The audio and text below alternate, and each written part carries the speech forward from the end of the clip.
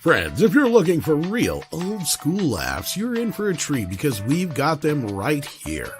Flip City Magazine. Remember MEAD magazine? Then it went woke? Well, don't worry. Flip City has no chance of going woke. That's right. 4 times a year, you'll get an actual printed magazine full of jokes, stories, comics, and more, all about today's pop culture, entertainment, and woke politics. Flip City takes terrible entertainment trends we love to hate with hilarious parodies of Lord of the Rings, Stranger Things, The Walking Dead, Star Trek, Hunters, and more. Trust me when I say there is nothing else like Flip City on the market. So subscribe today. It will be delivered in print, or you can even get it digitally if you're one of those wacky Zoomers. Either way, follow our link and sign up today, and if you put in midnight, you get an extra 10% off. Check out Flip City Magazine today.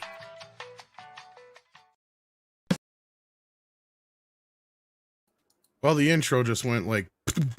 Yeah, I heard it clip out. Yeah, I don't know what happened. You know what? To heck with it. We're just going to start cold. We're going in hard and... No foreplay. No foreplay here tonight, kids. We got Canadians, so we're just going to say sorry. Sorry I screwed up the intro. That has been my MO all day. Just all day long. Anything techie I touch has just not worked for me. So what would you call that, Paul? Whoops, you're muted. Hey, let me unmute you. There you go. What'd you say, Paul? It's 11:30. We have to go live. Like, what are we going to do? Right? Exactly. Guess where that's from. We have a very special guest with us tonight. The one, the only, Paul Chato. How you doing? Oh, it was me. Sorry. I thought you were going to pull a joke. No, it's you. Else. Thank you very much for the award. And the award goes to Script Doctor. Oh. Yes, indeed. Yes, it's nice to be here. It was a weird day for me. I was actually getting new plastic feet for our Kielhauer kitchen chairs. Okay, those are important things to have. Very. Yeah. Did you get the little the fuzzies on the bottom so that they don't scratch the tile? Now this is on tile. We should be good. These are 30-year-old custom chairs, and Kielhauer still made parts for them. So I went out to Scarborough to get. It was weird. Like, what's the most bizarre? It sounds so Canadian. How do you have parts for a custom chair? They should be custom parts then, right? Made to. I'll tell you later. I don't think people need to listen to this story. Are you talking about a toilet? A toilet? No. Okay. Kielhauer is a famous, very hoity-toity chair company. Yes, they're like Handstone and Durham. Like, there's a bunch of Canadian furniture manufacturers. I was going to say this conversation sounds very Canadian. If you want a $4,000 task chair, then Kielhauer is your friend. Yep. What's a task chair? Chair you sit in to do tasks, but it's good for your back. Mm-hmm. Like a task chair is specifically made to not wreck you. Exactly. Just like that, Tom. I'm lost here. Not the shit they sell at Staples, basically. There goes your sponsor. So you're going to say crap about where I got my chair from, huh? Staples sells... What's wrong with Staples? Bullshit task chairs. They fall apart. Now I got to look up for a task chair. Well, if you're not doing any tasks, then it's a perfect chair. Introduce the other asshole. That's all I ever do in the chair. It's tasks. It's things. Diddly dots. Well, that's in your mind. Might be. We have Script Doctor here. How's it going? He's also Canadian. I am, yes. And I'm happy to be here. Because I'm not going to be around tomorrow. I'm busy tomorrow. Really busy tomorrow. So I'm happy to be here with you guys. Yes, you have a job interview, you said. So hopefully that goes well. I got 2 of them. He's going to be working at Wendy's, kids. Yeah, I was going to say Hooters. Welcome to Juxtaposition Comedy. Ooh, bye. Well, Hooters is the other interview, you know. Yeah. And being a fan of owls, I think I've got it in the bag. There you go. Yes. Also with us is CC Karaoke. How you doing? He's muted. But we know he's speaking. There he is. I'm speaking. What? Oh, there I am. Now we hear you. Yeah, we have you surrounded, eh? It's gonna make life very hard on you. So why I know why Script Doctor has to be incognito. So what's your excuse? My spirit animal's a sloth. I like owls, but I'm just way too lazy to set up my camera. He's been on camera, but yeah. You're not afraid of being discovered by the Illuminati. Oh no, I don't care. Okay. I mean, yeah. They already planted a check mark on my door the other day, so yeah, I'm already freaking out. Yikes! I'm glad it's not an X, but a check mark just means something else. Like I don't know what it means, so I'm freaking out. Wait a minute, that is kind of weird. That means I know, right? cut down the tree. Because are they coming after the Jews again, or what's going on? Like that's or weird. they give me the signal that I'm okay because it's a check mark and not an X. You think so? I know it could be a misdirect. I'm hoping that you put some lamb's blood on your door earlier. Oh, I only have goat. So do you think they'll tell the difference? Well, you know what? They can't tell what a man or a woman is in women's boxing. Good point. And at the Olympics, so fuck it. Like just say it's got some extra XY chromosomes. That's there. right. Anyway. Just because I want Mikey to write these off on taxes, they got Deadpool and Wolverine stuff hitting the stores now, kids. Look at that. Ooh, those socks? Men's casual socks. Whoa! I thought I'll I'd take show some them of those. off. So that way we can. I write like them the off high and sharing socks them with you. I Those have ankle socks. They don't last. I have an Einstein sock that's got a hole in it. You got to. I mean, you want to wear them, but my Einstein sock, Is it a wormhole? Very good. Very good. If it was Kamala, it would be an Indian hole. Or take your pick. That's racist. That's it. Watch it. No, that's racist. I don't. That's racist. Is she Indian though? Because this week she's black. She's both. Yeah. Her father's Jamaican. Last time I checked, Jamaican people have black colored skin. And then her mom's Indian. Now, Jamaican are also a hefty percentage of them also have white in them. So how much black? That's there you go. So now we're at measurements again, right? Speaking of hefty amount, we know there was a hefty amount of something in her vice president, though, that's for sure. How you doing, Price? I'm good. How's it going? Good evening. How you been? If you're gonna wear the crown, you should change it to Prince of Reason. The artist formerly known as Price. Yeah, the artist formerly known as Prince of Reason. But yeah, no, that was a little bit of a horse semen joke there, guys. Sorry about that. Had to get that in there. But yeah, there was a Saturday Night Live movie trailer. I know that's weird, but we'll explain that as we get into it. Yeah, that was wild when you sent me that note. I went, what? Yeah. And Jason Reitman, a good guy to actually write that. Yep. Walter Thomas. Well, we got Walter Tomaszewski here with 499 says Warner Brothers saw this write down coming. They have outdated properties they can sell. Popular tastes change constantly. What worked in 84 doesn't in 24.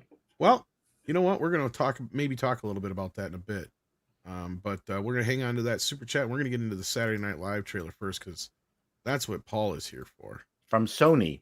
I think we're all here for it. This is my era. Yep. So yeah, this surprised me this morning. Free comedy show, plenty of seats. Are you allowed to plenty of tickets watch left, this? guys? Free show. I'll probably have to cut it out. Fuck's sake. Oh, now it's freezing on me. Of course it is. Like everything today, technology-wise, has not been working. So, big night. I really like this trailer. Yeah, the trailers.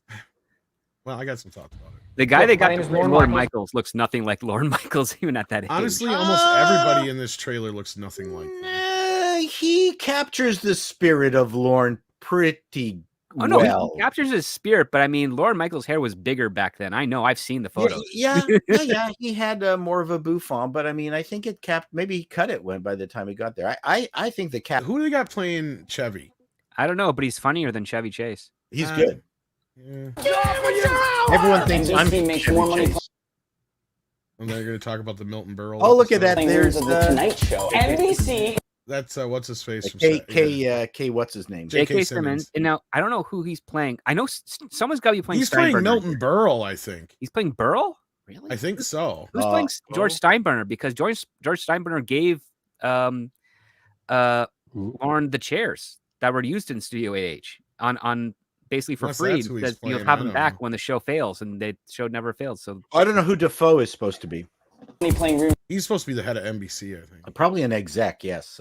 Setting the script on fire is going to be Michael O'Donoghue. Yep. For sure. Okay. has to be. Yeah. He was a problem back. Well, I mean, they imported the people from National Lampoon basically into SNL. Yes. And not everybody either. Like, and that also caused a big rift. Didn't they first of all ask National Lampoon to work with them, and then when they said no, they just took the people?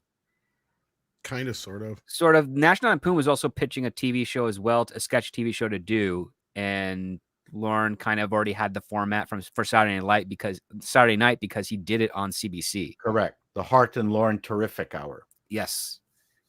And that's where Weekend Update was originated from, and all those a lot of the other types of formatting gimmicks. So yeah, there's always these legendary stories that the first night of the show leading up to it was considered a disaster, and they thought they were all going to fail, and ended up being a hit. They're missing George Carlin. That was what I was just going to say, actually, and Doba Fett brought it up too. I was going to say, who's playing Carlin? Because that was where I was like, okay, are they going to do the first season, or is it just the first show? Because like I thought maybe that was Milton Berle. Well, this is Milton Berle wasn't in the first show. No, George but he was in the first season, and that was one of the first controversial episodes because he was the first person to make it to the Never Come Back list. Yeah, that could. They said they'd never bring him back because of the could shit be. they had to deal with. I mean, the first show was interesting. I mean, I don't think it would have held together without Carlin basically just doing endless routines. So was Carlin in this movie, or is this well, character? I don't know. I would hope so. He has to be. He has to be for the rehearsal, because this is about the 90 minutes. They just finished rehearsal. They have 90 minutes to do the act before they have to do the live show. This is supposed to be the real time 90 minutes journey of that period. We're not following it up anything afterwards. We're not seeing Jim Henson and his dirty puppets that he showed that he was doing in there. We're not seeing Andy. Gosh, I keep forgetting his last name. Kaufman. Well, Andy Kaufman's in it. Yeah, and we're not seeing Andy Kaufman's, like, we're not seeing his bits in this. Like, we're not seeing the actual show. We're just seeing the dress rehearsals, the sketches that are being cut, the reworks, all the type of stuff leading up to it. Yeah, we don't need you don't need that live show. No. We already aired. No, they better not try to recreate the live show. That's a complete waste of time. Yeah.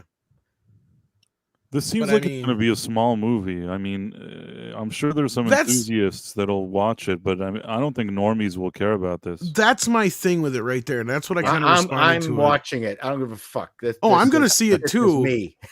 But Paul, here's my thing, and this is my only real thing: is it feels like a straight to streaming movie, even though it's coming to theaters. Does that make sense? Like, there's some, like, I see what Price is saying. Like, there's something about it, just kind of like I feel like it deserves a little bit more oomph.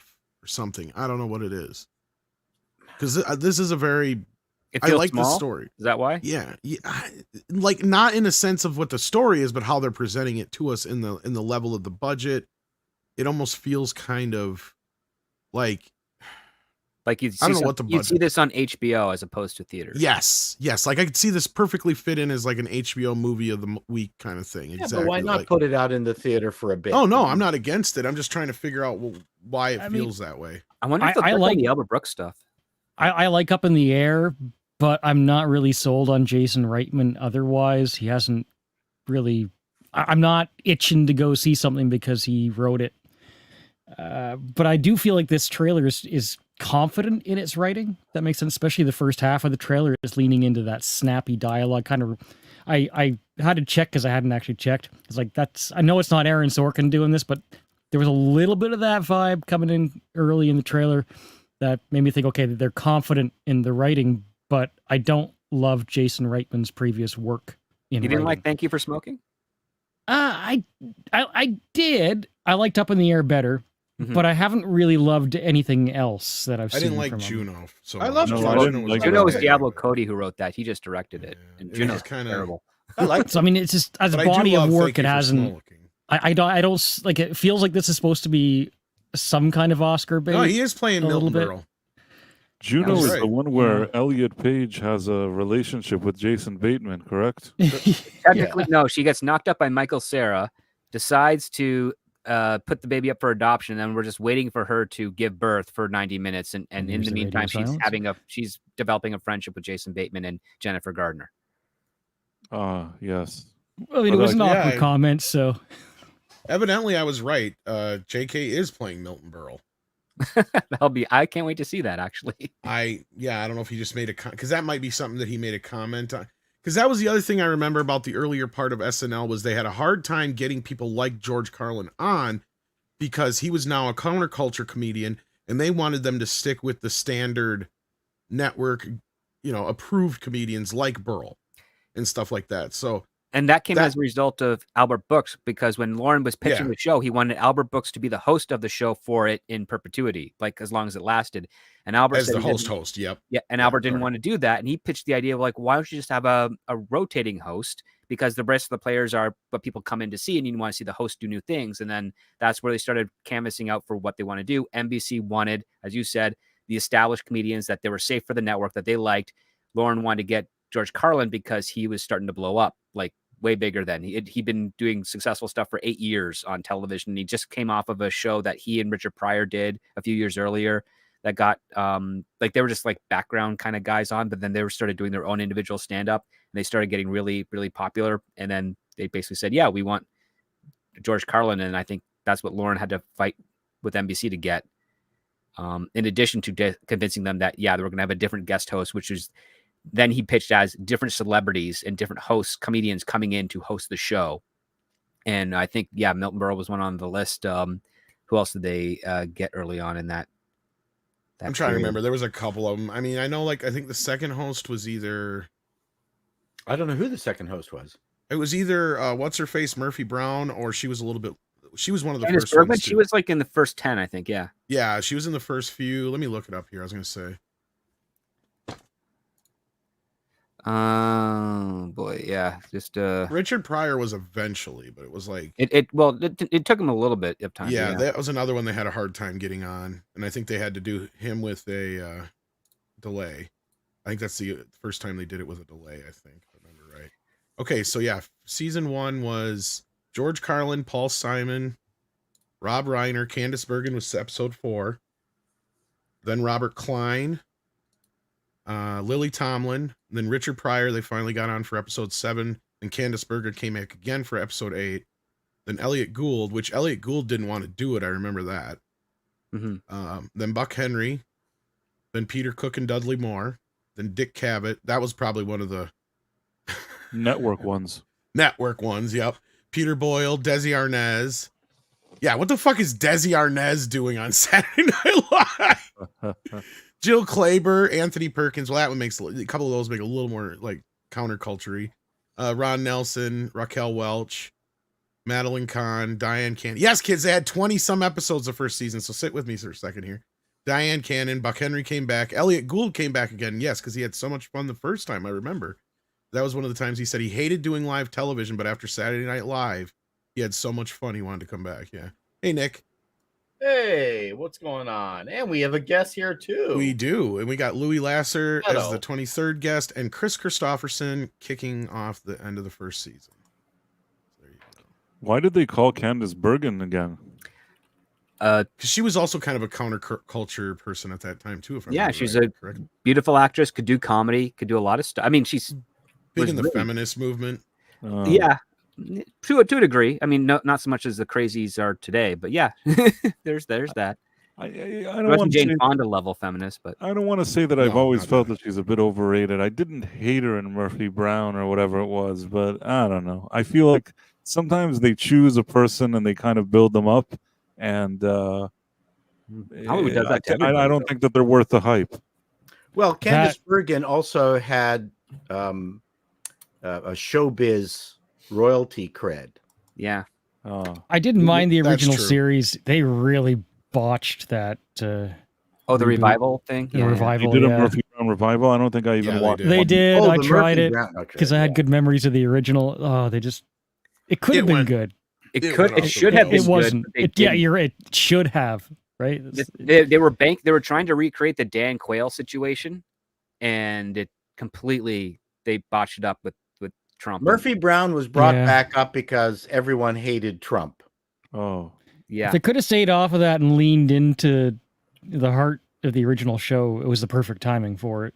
And they just No, it was part of the Trump derangement syndrome. Yeah, It was Yeah, a right. reaction to that. Yeah, yeah. yeah. And she was so tied in with the Dan Quayle thing from before. I think they were trying to cash in on that.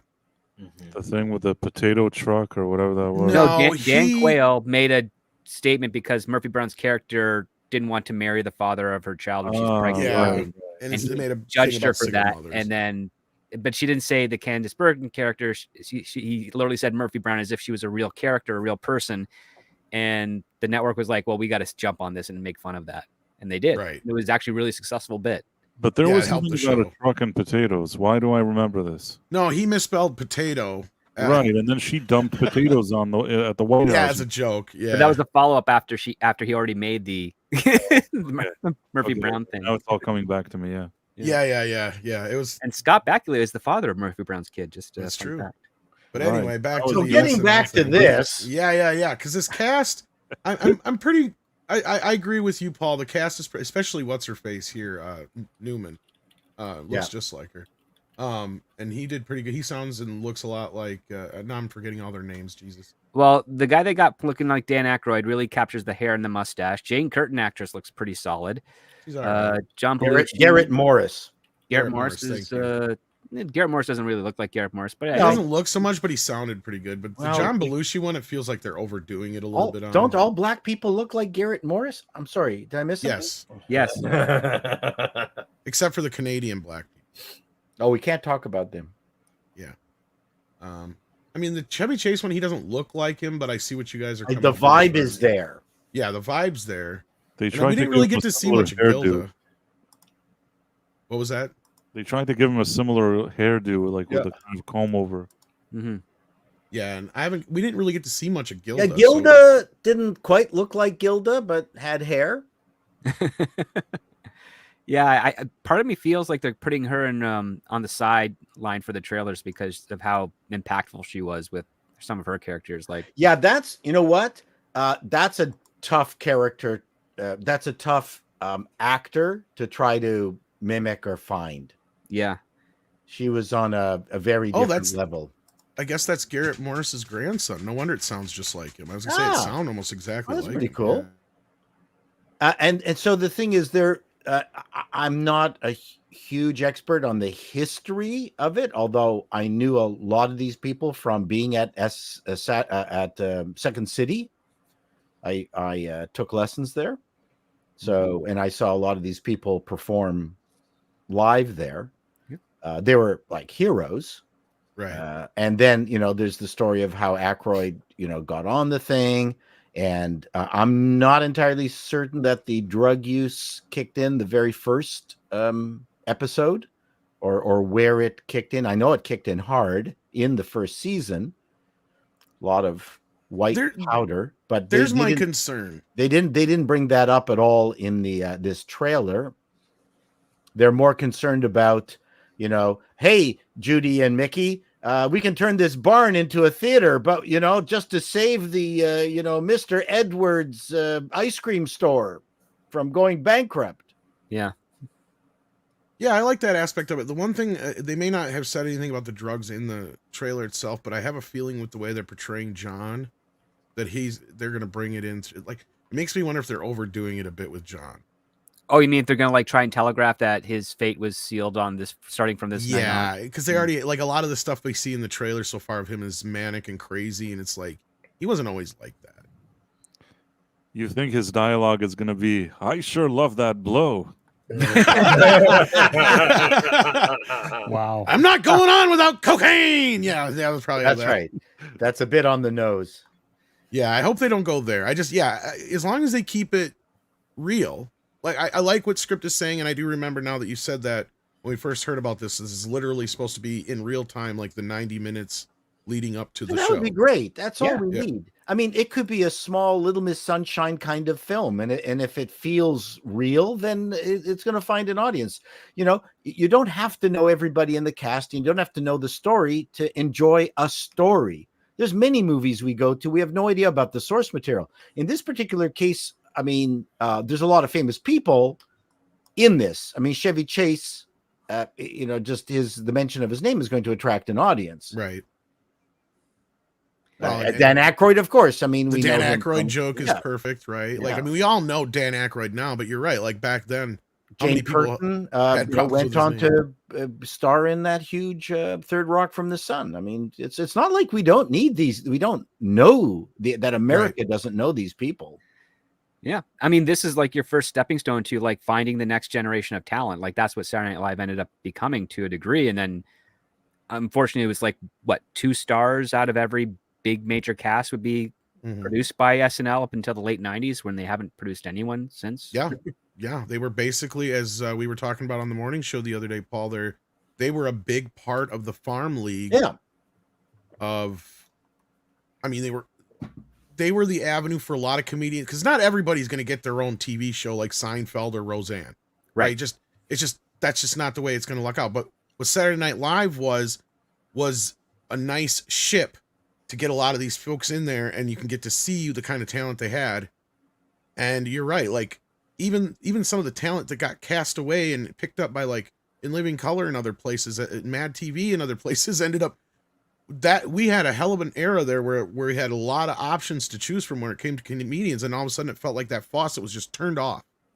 And the comedians we got on SNL just seem very elitist, and they're very one-sided, and I don't see any appeal anymore. Well, they're low-hanging fruit comedians because, like this. Remember, Saturday Night Live. Robert Downey Jr. was a member of that cast for one of the worst years. Oh, that was one of the low years, yeah. But like he was on it, and now look at him today, $100 million over at Disney. Like he's, I mean, well, that was during the years they tried pulling in actual actors and known comedians. Yeah, because they had Gilbert Gottfried that same year, and they experimented with a lot of people. That was the Dick Randy Quaid and shit. That was the Dick Ebersol era. Yep. Yes, until he was replaced again by Lorne Michaels. Wasn't there some Domanion person?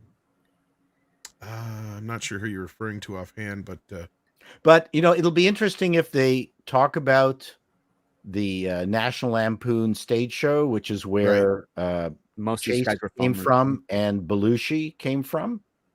Aykroyd was part of that too for a bit, because he was doing Second City and that. Oh, was he okay? Yeah, I didn't know that at all. So I remember seeing footage of Belushi, Chase, and Aykroyd doing some sort of like rehearsal for a National Lampoon stage show.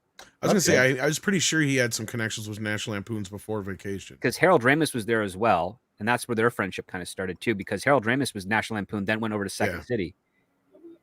I was gonna say I think he was one of the guys that was. Didn't he? I thought he was a part of that too. But yeah, besides the stage show. But I wonder, I'm sure they will talk a little bit about the National Lampoon's crossover, because there is that's a thing, is it was kind of a. And the thing is, they're not going to talk about it, but Canadian royalty was somewhat tangentially involved in Rosie Schuster, Wayne and Schuster, who appeared more times on the Ed Sullivan Show than any other act. You know, there's all sorts of interesting, especially Canadian connections. The show that, I mean, there was the Hart and Lauren Terrific Hour, and then I believe Lauren himself is Canadian, right? Yep, because that's where he did the show. Yeah. Now I think there was another show that Lorne Michaels pitched to CBC, which was the late night version, which was this. Yeah, and they turned it down. CBC turned it down, and that's when he took a trip to New York. Now, whether Rosie Schuster's dad, Frank Schuster, opened any doors for him in New York, that kind of connection would have been there, because Wayne and Schuster were still well known amongst the New York cognoscenti, the Ed Sullivan Group, and all that stuff. Yeah, well, they were still doing specials in the 70s as well, like hour-longs and all that type of stuff. I remember vividly their Who Killed Julius Caesar detective sketch. Yes. Yes, it's like I want a Martinez. Don't you mean a martini? If I wanted 2, I'd ask for 2. You know, like You know, you don't get funny jokes like that these No, days. that's right. Julie, don't go. I said, Julie, don't go. And Yeah. I dated her niece, the woman who did the character. Julie, don't go. I dated really? her niece. Caesar's wife, yeah. See, this is how tight we are. This is I mean- I am You part dated. of that. I only got to like hang out with and work with Lorraine Newman and then later Robin Duke for a very short time. Yeah. I But, was like, in the oh, same wow. hear class those as stories, yeah. Robin Duke. Mhm. Lorraine Newman's one of the individuals who kind of got shafted out of the first group. By the way, I want to say I actually was right. Her name was Jean Damanian. And Okay, she- that's who you're talking about. yeah, and she took over Lorne Michaels' job when he resigned in 1980. Yeah, she produced it. Right. Oh, so okay. So that's when that was when Eddie Murphy and Joe Pescopo era. I think 80 so. to 85 I'm just happy that I remembered her name. or 84. Good job. Yeah, That was like a deep wow, cut. that's pulling one out of your ass there, man. Right. That's I know why- what you're talking about, but I wouldn't have been able to tell you the person who took over. Yeah. So where did Lorraine Newman come from that she would be given a role on the show? I mean, it's not that the show was a big deal for anyone. There's no pressure in terms of, oh my God, we got to get a great cast member for the show. My understanding is they were paid $500 each per show for the first year. Yeah. Well, the story that I remember is that she did okay performing live sketch, but she was pretty good in a room and developing sketches, and that's how she kind of got rolled in. Because again, one of the things that you don't know about the Not Right for Primetime players is that they're also supposed to be the writers of the sketches they're in as well. They all pitch the sketches they do. Her sister's a writer. Yeah, and then it's vetted by the rest of the cast and the producers to see which one actually makes the show. And it's Okay, all she about, started her first improvisational theater classes when she was 15. Mhm. And she went to the Royal Academy of Dramatic Art, London Academy of Music and Dramatic Art. So yeah, so she And she didn't gain any weight during that entire time. wow. Maybe she cocaine is one heck of a diet. Yeah, I yeah, think cocaine I wasn't is a going hell to of say a drug. that. She was on the Steph, cocaine diet. You gossipy bitch. And then I think she also did she did do Groundlings because they were around for a while then, right? Okay, this is how she got on SNL. She was hired in 74 for a Lily Tomlin special. So they saw I guess that's where the people from SNL saw her. So there's your answer. There you go. She's also a close friend of Gildan Radner's. So there you go. No, there. Okay. There's your answer. The more Paul knows. And you know what's funny? I think Dan Aykroyd was dating Carrie Fisher at the time of SNL. The more Tom knows. Franken and Tom Davis writing on it, and Yeah. Michael O'Donoghue, who did the Spikes. Yeah. He was out of control, but you know what? You almost need someone like that on the show. SNL right now, just It's Colin Yost and his untalented friends. That's what Yeah. it is. it's not like Basically. they don't do funny sketches, but you know what? I've been watching that show almost without fail until the show that they got together and decided, some of them, not to perform with Elon Musk. They were going to protest Elon Musk, and I'm going, okay, you're a comedian, like, oh, you don't You like shouldn't care. Yeah. yeah, you don't care. And from that moment on, I haven't seen another episode. of Right? it. Here's your chance to make him look like a fool if you really think that little of him. Well, yeah. Hmm. Yeah, I mean, who cares? Oh no, you're going to protest the appearance of That is such a the richest man in the world, or one know, of them, because he's that almost makes me wish they get heckled the next time Well, you can't because the audience is primarily friends and family of the cast. I and know. crew, I with know. a I meant like the handful next of- time they're doing their own stand up on their own somewhere. Just because so they can deal with it. Just because. Just like scream Elon. Well, I mean, the other part too. One of the things that I remember learning went from Oh, here's the from poster. We didn't get a chance. Lorraine to see this Newman is that Lorne Michaels hated ending his sketches with a punchline, and that was a hard thing for a lot of them to figure out when they were writing stuff for Saturday Night Live. yet. Yeah, I mean, it's kind of tough not to because sometimes that's how a joke works. well, This works, yeah, sometimes. he loved I said something. Monty Python. Right. And he said that this was going to be the anti-Carol Burnett show. Oh, it's really important to bring up how much of an influence clearly Monty Python's Flying Circus Oh yeah, had on and Monty Saturday Night Python Live. managed to do stuff without a punchline, and I think he was overly influenced by it. But he also, grew up in the Frank and Schuster era, Wayne and Schuster era, which I won't repeat this forever. These guys wouldn't just finish with a punchline; their setups were always double setups. Mm-hmm. Like, do you know that table over there? What table over there? You mean the table over there? Yeah, that table. What about that table over there? Those of us in Canada who were comedians always made fun of their excessive setups. it was all, but again, but that's from vaudeville to hold your attention and to be like, I want you to know this is very important because although again, they were geniuses, they did some of the most they were very cutting edge in their time. I mean, it was quite no one remembers Wayne and Schuster, but it was fantastic humor. And maybe because Rosie and Lauren divorced, he wanted to eschew punchlines just to punish Rosie. I don't know. No, I've just known that. I've known from with Lauren Michaels. He always didn't like ending sketches on a punchline. He just wanted to have the jokes be of the center part and then just kind of pitter out and then move on. Which is terrible. I mean, you gotta have punchlines. Well, you got to have a good out. Like that's a good out. Yeah, that's the trick of the comedian, whether it's stand up or sketch or anything. You have to have a good out. And a lot of, some of the best Saturday Night Live sketches do have great outs, but those are put in there at the chagrin of Lauren Michaels. In fact, I didn't know that. Phil Hartman was one of the guys that saved Saturday Night Live in the late 80s because he's like, we're actually going to have some real fun here. He was the dad of SNL. And then when he decided to leave, that's when nobody decided. Other people left as well because they just wanted to keep working with Phil.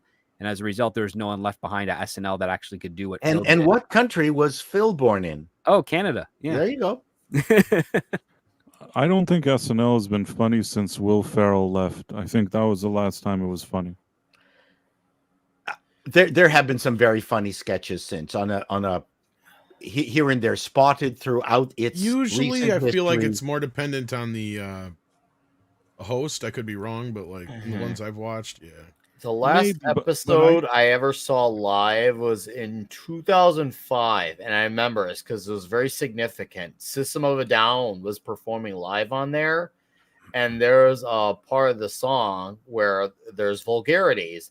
And interestingly enough, the camera zoomed in on their guitarist, Darren Malakian's face as he screamed that part of the song. I was like, hold up. They didn't blip that over. They must have not known. And all of a sudden, it was all over medias that the very next day that they didn't get the bleep in that. So I was like, wow, that was actually really funny that they messed that one up. So no delay on that, or their delay just didn't catch it. But it was very funny. So usually, anytime there's vulgarity, they try to bleep it over, but that one didn't get caught. So that was funny. Yeah, I accidentally saw the show with Dakota Johnson. That was but she was hilarious. Really? That's cool. She was absolutely kick-ass funny. I saw a couple of the sketches with Sydney Sweeney. She was also really funny. Yep.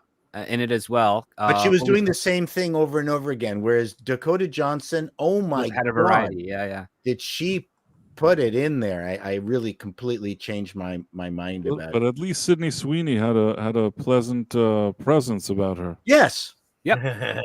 Oh no, she leaned into the breast jokes for every sketch because that's all they were when she was in there. Like that's. I'm looking at this cast here though, and I don't see a George Carlin. I don't see any George Carlin, but I see some weird ones pop up. Like for some reason, Billy Crystal. Somebody's playing him, and Will Ferrell. What? Why are they in the story? I have no idea, but like. Unless it starts with some weird wraparound interview deal or something. Oh, like they're doing like a. What story did you hear about the first night of SNL? Yeah, that type of stuff. Because that's what I'm wondering. Sense. That's the only thing that makes sense to me. Yeah, because I do trust Jason Reitman with this to a point. I mean, honestly, there isn't too many people out there right now that I think I could trust with a story like this. And I think I remember saying that when we first presented this story when we first heard about it. So yeah, I mean. I guess we don't have long to see. October 11th, so it's just over 2 months away. Well, the other thing is not only was SNL a farm for comedians, but it was also a farm for musicians, because you'd have G.E. That too, Smith. yeah. G.E. Smith knew music, and he's the guy that Paul did Schaefer orchestrated before and brought that in all too. the guests and stuff. And when he was fired in the mid '90s and replaced, you stopped getting like interesting bands that would actually be like good. You just kind of got like the overly produced guys. 1996 was the death of music. Yeah, and it lingered for a few years after that, because there were great still a music, few going on, remnants until about the year 2000 or something. But then, no, Script's not wrong. Outside of probably MTV, he's right. Saturday Night Live really helped a lot of bands from that era, from the original era on through. And like I said, don't take anything away from Paul Schaefer either, because he was there first. If I remember correctly. And those of us who are comedians and sketch comedians and stand-ups, it was a very important show.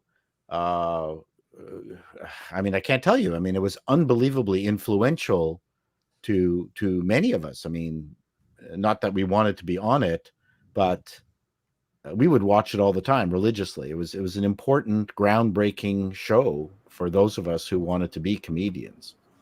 When it comes to the music, there were cases that they gave even spots to bands that maybe people didn't fully know them, or really helped them put them on the map in a way that it doesn't even exist today, that a show could do that. And oddly, they themselves, SNL today, just put the shittiest, corporate, the worst, shitty things. Sorry, Paul. I agree with you. No, and that's the thing is, like, what the difference between woke and what counterculture was then, that's what woke think they are now. No, they're not. This stuff then, this best stuff that came out of that era, you have, like you just said, the bands, the comedians, all these things. Counterculture is the one word that I can put against it, because at that time, they were so against the norm, so against the grain. But it wasn't about their sexuality or any of that kind of stuff. It was just the fact that it was the kind of stuff you didn't see on television. Right? It was the kind of people you didn't normally see on television. And it was a question authority narrative. Yeah. That's the thing. Yeah. As opposed to, yes, we're telling you what the authority is, which is different. They think they can equate, talking about their sexual bits with using the F word or something like that. That's not the same. One actually stood for, like you just said, rebelling against the man, rebelling against the network, rebelling against the FCC. Now they are the network. They are the man. Now they are the network. Now they are the man. Exactly. Funny part is they still think that they're against man, even though all those billionaires that they claim to be against, the majority of them are on board with their ideology. Look at most of them. For a lot of the big news medias, or even the Hollywood media outlets, a lot of the big tech industries, a lot of billion-dollar industries, most of them have very hard left-leaning ideologies. Most of them do, at the very minimum. Well, and Paul, you were a part of that counterculture with the ground, with the Frantic. Frantics. I almost said the Groundlings, but the Frantics. I meant, yeah. I mean, we did very well as the with the comedy group, and it was, and I think that's the point I want to make, and I've made this point before, is that nothing happens in a vacuum. Right now, the problem with SNL is that it's almost there's nothing else.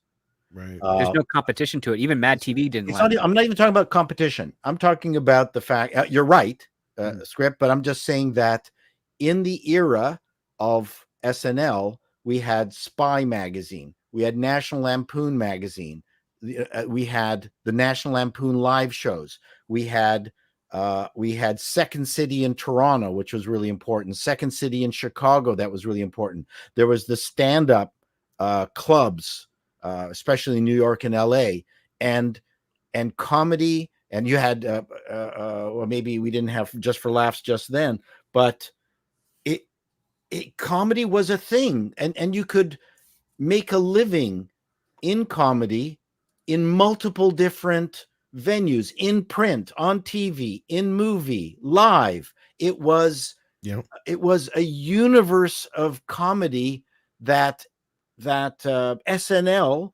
just became the pinnacle of for a very short amount of time.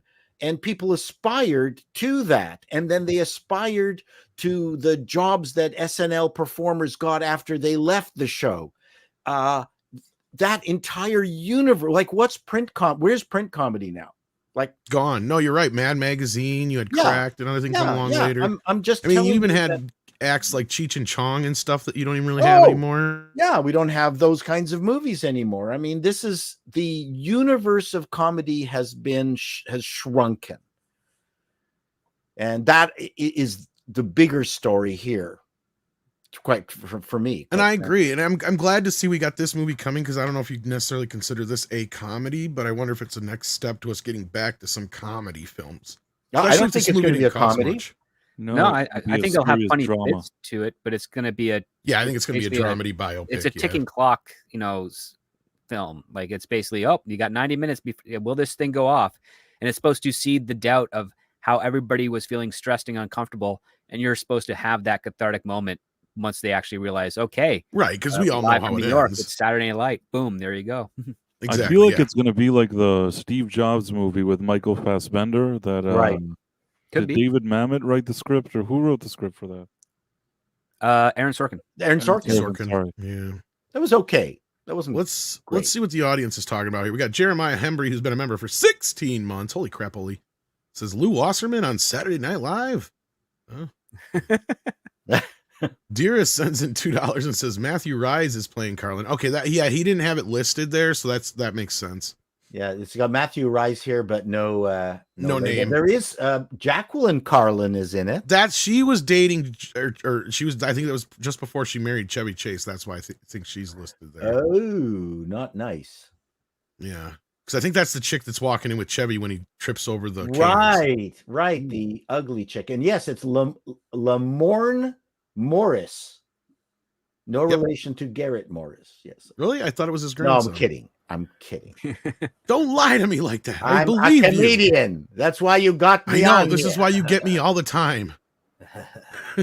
Jason Webster sent in 5 Australian dollary dues. Says Borderlands has a 7% rating on Rotten Tomatoes, and Metacritic gave it a score of 29 out of 100, while it holds a rating of 4.6 on IMDb. Ouch. Yeah, we're going to get into that in just a moment here. Oh, That's our next story. Joe Pat 87 sends in $4.99, says I could bring up Bobby Moynihan, sorry, I know I said it wrong, or Rachel Dratch. One may not know who they are, but SNL built past celebrities and now names of that stature. And now makes names of that stature. Yeah, exactly. Like I know exactly who you're talking about. Yeah, those two, they're character actors. They pop up in little things here and there. Well, it's the same thing with Second City in Toronto. It became a machine, and I'm trying to remember what's the last John Candy, what's the last Eugene Levy, what's the last Martin Short, that came out of it. I mean, They haven't had anyone funny come out of Second City in over 20 years, and I've been to a number of their shows. Yeah, Catherine O'Hara. I mentioned John Candy already. Yep, Catherine O'Hara, yeah, fantastic. Martin You're Short came out talking of there. 40, 50 years ago now. So there's that crucible of time where and then what happened is that they made it formulaic, and then a lot of talented people went through there. They did.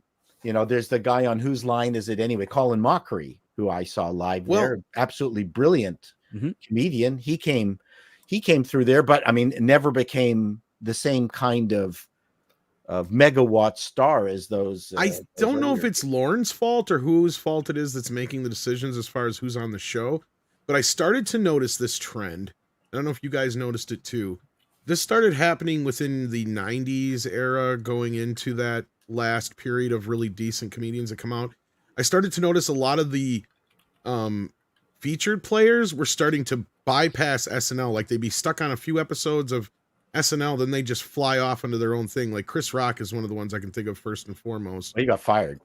Yeah, that's what I'm saying. Like, there's a lot of these other guys that it just seemed like they didn't quite get. Jim Carrey, Damon Wayans. There's a lot of guys that they just let go, and next thing you know, they're having massive success elsewhere. Yeah. And it's like, is it they were losing touch with who was? Because I mean, sure, you for every Will Ferrell you got in that latter bits, you had 5 guys like that in all the first 20 years of Saturday Night Live. Is my point, right? Like, so it seems like, okay, is it the coach's fault now? It's kind of what I'm getting to. Does that make sense? Well, they changed the audition process in the 90s, where you had, I think it was 3 minutes to do 3 characters. that was how you did it. Beforehand, you had to there's other vetting process. Like you had to supply sketches, you had to have an audition, or if you were a stand-up, you had to do your bits of stand-up. But in the 90s, they changed it to you have like 3 minutes to do 3 characters, and that's it. And if the character, and if all 3 characters made the producers laugh, especially Lauren, you were in. And if only one of them didn't make you laugh, you were out. And that was their standard. And Lauren has a very esoteric sense of humor. Yeah.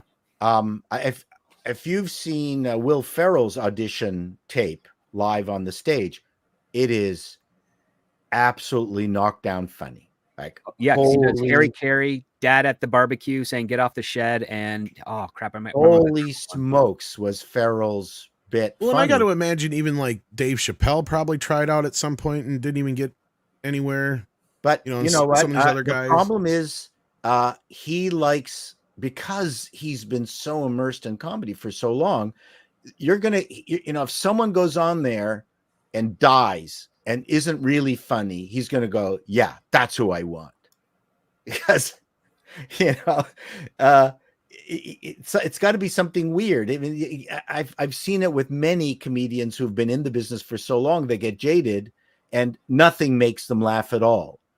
Right. And so they're looking for something that is so weird that is absolutely of no interest to the general public. But they'll go, yeah, that's yes. And that's how we got Jimmy Fallon.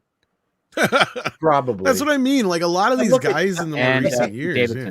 Eddie Murphy was in the Doldrums era. Oh, I hate Davidson. Yeah, Eddie Murphy was from the Doldrums era of Saturday Night Live. I still think he would have made the show had Lauren been there, but he made the show with Joe Pescopo for those few years. They saved the show. Oh, he saved but that just shows you how much of a talent those guys were. And I mean, Joe Pescopo doesn't get enough fucking credit. I know he got a lot of flack and a lot of shit from a lot of people. I don't know if he was just a jerk in real life. Yeah, he held, but I he mean, was good for holding the show together. He held that show with Eddie. I mean, he was kind of like the Phil Hartman of that era. Basically, until Billy Crystal and Phil Hartman came along, the show was done for once Eddie was gone. I mean, it had nothing to hold it up. It had no pillars. I mean, and then you get into the Billy Crystal era and the Phil Hartman era, then the show starts to pick back up, and it's like, okay, now this is starting to feel like what it's supposed to feel like. Right. And I loved how you said that earlier, that Phil Hartman was kind of like a godfather or a grandfather or a father. He was of the dad of SNL, and him and definitely of modern SNL for sure. Yeah. Him and Dennis Miller were really tight. They worked well together. And Dennis Miller ended up becoming one of the head writers or secondary writers of it, because usually whoever's doing Weekend Update is one of the key writers on the show. And both of them were huge supporters of Chris Farley when he came on there, because Lauren had a couple of reservations, but they said, no, you got to use this guy. And she's a force of fucking nature. Yeah. Well, the thing is, he was fast tracked to the main stage as opposed to just the features, because he did an amazing, very hysterical Tom Arnold impression where during the live show, he actually pulled down part of his pants to show his butt, and it freaked everybody out. And then Dennis Leary had to do a thing like, sorry about this part, like of the apology for the following week. Like, sorry that we had. Well, I think in one of his auditions, or the first time he met Lauren, he come in the room and like did a Chevy Chase trip, but then destroyed the fucking coffee table in it was completely planned on his behalf.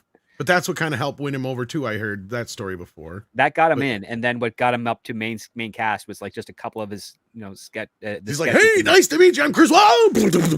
Just. And it was not a fake scored one either. It was a real fucking coffee table. Yes, it was. He was. And he demolished it. and Mark McKinney from Kids in the Hall was on it. And he's one of the most brilliant comedians around. And he couldn't stick around for whatever reason. Well, he went back to writing again, because he did the live performances. Then he went back into the writer's room because he just didn't like doing the live stuff. And then he went back to the Kids in the Hall. And right. It's weird that you brought that up. I was just going to say SNL like Men in Dresses, not as much as Kids in the Hall. Yeah. Kids in the Hall loved the Men in Dresses. Yeah, that was a little too much. One of the things I've wanted to do for thank you for that, Joe Pat 87. Appreciate that. Is to grab the openings of about 5 years worth of SNLs and just have the opening cast list just nonstop for having about 50 to 70 people, and then just have closing credits and everyone going, "Thank you very much, goodbye." Well, the Internet Archive has the raw Oh, show live broadcasts on there. So, like, if you go on Peacock, they cut out some of the musical numbers and they edit some. Of the yeah, sketches. yeah, yeah. No, I should. But on I the won't Internet bring that up. Archive, That's part of the it's problem all too. there. Is like we've all complained about the size of the cast. Well, and I have the first 2 seasons in full on DVD. What With pisses me with off? the musical acts. Yep, with everything in them. What Wow. pisses me off is I bought those and then they released the first 5 seasons in a bundle.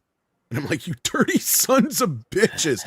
And it was like $250. Woo. Yeah, and they must not have made a bunch of them because it's out of print now. But like, And that's the only seasons that have ever gotten released in full is the first 5. as much as we have this lingering idea of how funny the first few seasons were, it was really hit and miss. Yeah. Oh yeah. If you watch it unedited, if you don't watch like a greatest hits reel, you're 100% right. To get through that 90 minutes is pretty tedious. Yeah. I'd have to There's some shit revisit. sketches. I'd have to revisit those very, very first few seasons. The only stuff I've revisited in recent years was the stuff like the Bear skit, stuff like that. Well, You know, and that's that the era, years the actually- Chandlers, the Farleys. the super That's fans, a lot of that stuff holds up for me. But the very first few seasons, yeah, I had No, to because see Paul's where it not wrong. I mean, even in the Phil Hartman era, there was some shows that ran the whole entire, like you can watch every skit and not skip one. Uh-huh. But there is some in certain eras where, yeah, you just got to skip. And some of the problems of the early years of Saturday Night Live is when they're really trying to be, and again, this is the problem with any of these kind of shows when they try to get a little too political. Some of the political humor doesn't translate over the years. Right? Yeah, that's... And Like, a lot of people don't even know who the fuck Gerald Ford is anymore. Oh, yeah.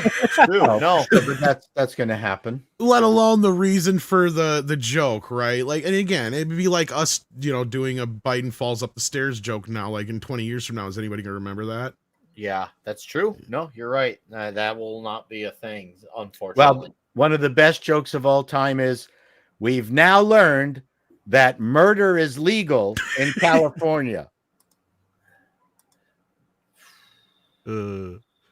That's true. That was a great. Wasn't that the Great. one that got? I don't think he got in trouble for Norm that. Macdonald. He didn't get No. into trouble for that one. No, He got in trouble for so many damn things. I'm surprised Well, he didn't. Because the head of the network was friends with OJ. It's like every damn time Yeah. he'd turn around and be like, not what I. Norm get in trouble McDonald. It was good.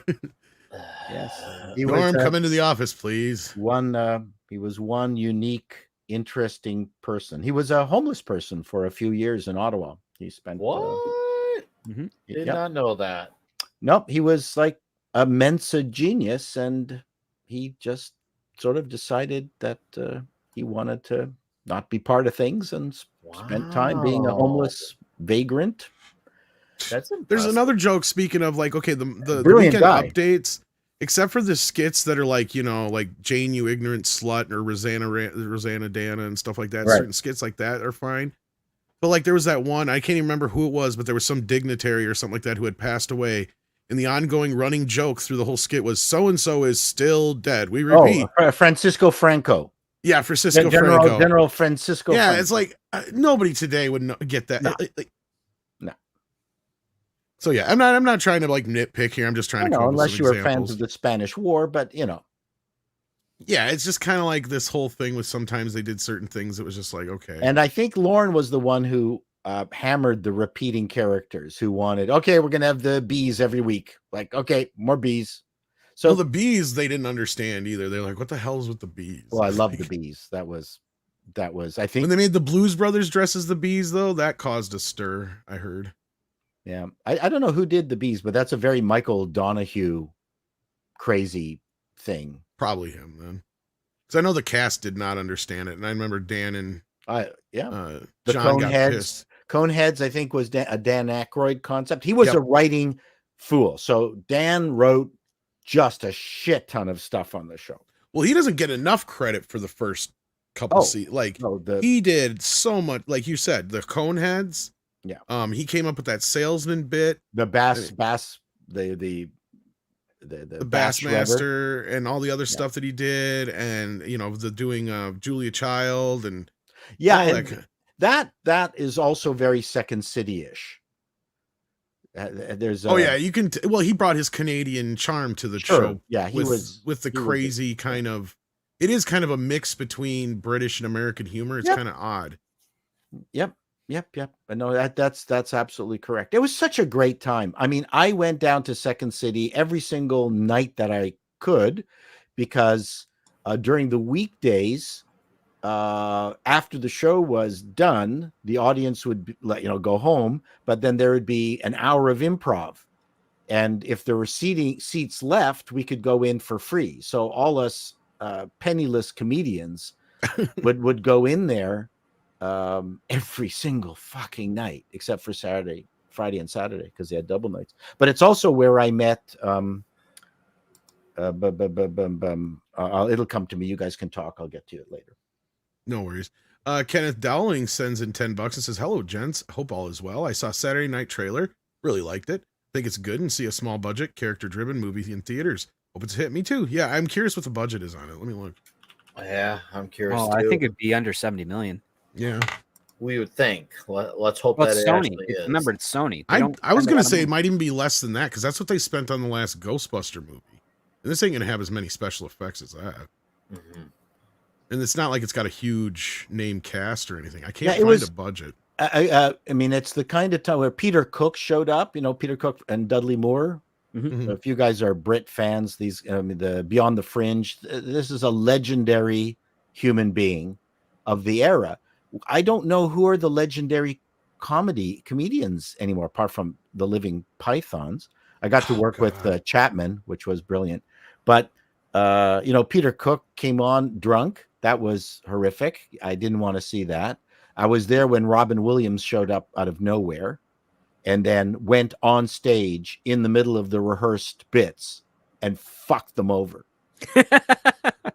and he just started riffing. And there was a moment where the cast who were good with improvising had to decide that we're not going to go with the written script anymore. And we're just going to have to go with what Robin is doing. And then it got great. But they had to get out of that rigid mindset of the script that they had memorized. And he was great. And it was fun. He afterwards, he asked someone, did anyone know where the Hard Rock Cafe is? Because the drummer from the band was there. And his friends with him. And I said, well, I know where it is. It's only 20-minute walk. I'll walk you there. And it was a nice night. He said, yeah, sure. So I got to walk and talk with Robin Williams to the Hard Rock Cafe. Yeah, I remember you telling that before. Yeah, that was. But again, you know what? Did you just see the story that, not to interrupt you, I'm sorry, Paul, but did you see the story that Sally Field just put out there about Robin Williams when they were working on, never heard about before? When her father passed away during Yeah, that was really, I mean, a sad story, but it was just kind of like, it just shows you the kind of guy Robin was, right? Like, because, he could tell something was off with Sally when they were doing a couple scenes together. And he took her aside and he goes, what's up? What's going on? And she explained, my dad has died. And I got all this stuff going on because he was in care at the time. And it all had happened that morning. Fire. Yeah, and so he went and got it to where she could get the hell out of there and go deal with all that stuff. And work around her for a bit. A lot of comedians are really, really sweet, nice. Well, they're very empathetic people. You can tell a lot of the time. Yeah, Robin was great. I didn't talk about comedy with him at all. I talked about other shit that, like biking, which I found out later that he was a huge fan of. But I've been told that about a lot of celebrities. Is like they don't want to sit there and generally talk about. Like a great example, Shatner, right? The last thing you want to bring up to him is something Star Trek, because 9 times out of 10, was he in he's Star just going Trek? to tune you off. You want to talk about horses with Shatner? Oh yeah, exactly. Script knew where I was going with this. Yeah, I've heard that from several people. You want to perk him up and get him talking for a while, you start talking about horses. Yeah, guess who was friends with Shatner? My brother, the chiropractor. Really? He was in Kentucky at a quarter horse event. Shatner's back was hurting, and Ron overheard it and said, I can give you an adjustment. And he became Shatner's chiropractor for That's cool. My fucking brother. Jesus Christ. I can sense the jealousy. Oh yeah. So he was he was Shatner's chiropractor. I got to shake his hand at least. Nowadays, I guess because of all the COVID shit, they got like this glass pane thing. You can't even really get near I him think anymore. that was only for a few of the years during the convention season. Yeah. And it seems a lot of that stuff has been a lot there because he just arrived in I didn't really get to talk Illinois to him, today. He's in Illinois today because he's doing the fan expo out in Chicago. So as far as I know, they're not doing those things anymore. Well, I was going to see, like, somebody was asking me earlier about November. Something's going on in Michigan. And that's far enough away and close enough to me that it might be able to work something out, especially if some of us are going to go. So that is an interesting. We never finished this. Yeah, sorry. Go ahead. It's an interesting question. Why we're not getting the same kind of Eddie Murphy, Dan Aykroyd, Bill Murray stars out of SNL? Is it because there's no more comedy industry, as I outlined earlier? Or is it just they've kind of lost their way? I mean, it's tough watching the show when there's 31 cast members and each one gets like 8 seconds of screen time. I mean, you don't really get to know them. There's also not much in the way of like stand-up is still successful. There's a YouTube channel called Comedy Unleashed. They do stuff a lot, but sketch is actually really sketch is dead. Non-existent. I don't even think this. They're like in Toronto. They have there was. I don't know if they're still around. There was a sketch group called the Sketchersons, and I don't think they're performing anymore. And they were like the only thing around there. I think they're still around. I think at least. Oh, go ahead, Nick. I was going to ask because Paul was on to something about the whole SNL and the amount of personalities, and it sounds like there's a bit of a gatekeeping problem as far as who they're letting on to shows. Do you think there could be a thing going on where, as far as wanting good up and coming comics, it's just going to have to be kind of like the way for movies where you're just going to look elsewhere to find those things now? Maybe the days of the big names come up is not going to be via the mainstream and just looking to the non-mainstream outlets, because I've heard that there are good stand-ups that are coming out in the independent scene. It's once again kind of like our buddy 70s is big on the Korean scene of movies. It just seems like it's become yet another market where you're going to have to look elsewhere. I mean, who was that guy? We're having movies, comics, comedy now, maybe. Well, stand-ups are not the same as sketch performers. They're very two different beasts. True. There's some overlap to a degree, but really they are not the same, because a stand-up has to be able to command attention by themselves on stage. Yes. And a sketch performer has to make sure that everybody in that sketch looks good, and all of them have to be working together for that.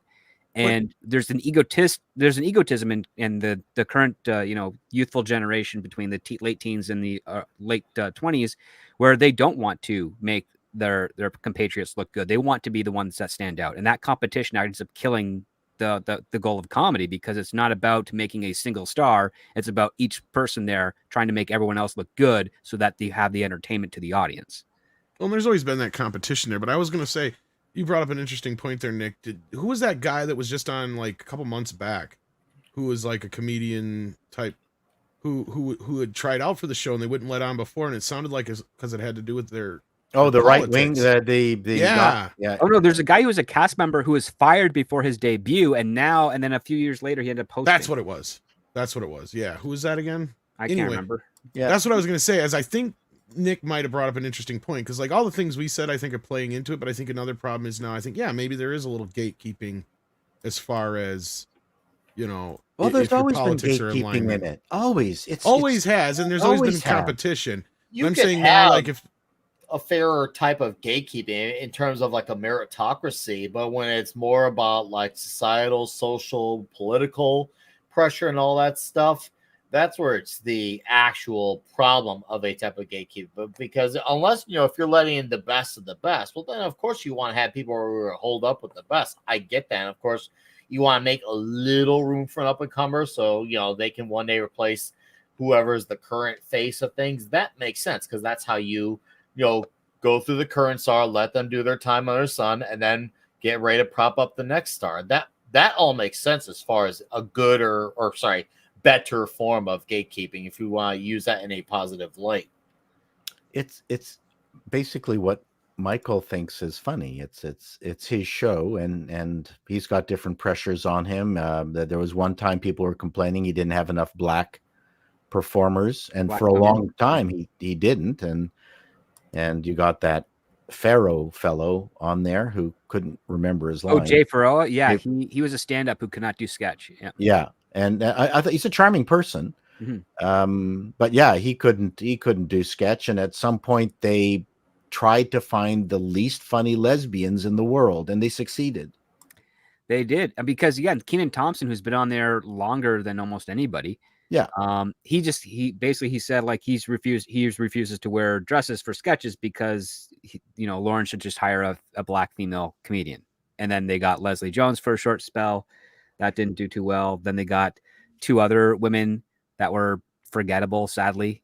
And it's basically like you can't just. But they do have the lesbian black comedian as a twofer who's not funny at all. Right. And then what recently, like I think I saw one in the trades recently, their female cast member who apparently identified as non-binary, I never knew, did not get renewed to come back for this upcoming season. Script, when I saw that article, that meme of the guy from Guardians of the Galaxy, the one that says who? Yeah. That's what I thought when I saw it, when they're like, this lady is not going to renew her contract, and I honestly didn't know who she was.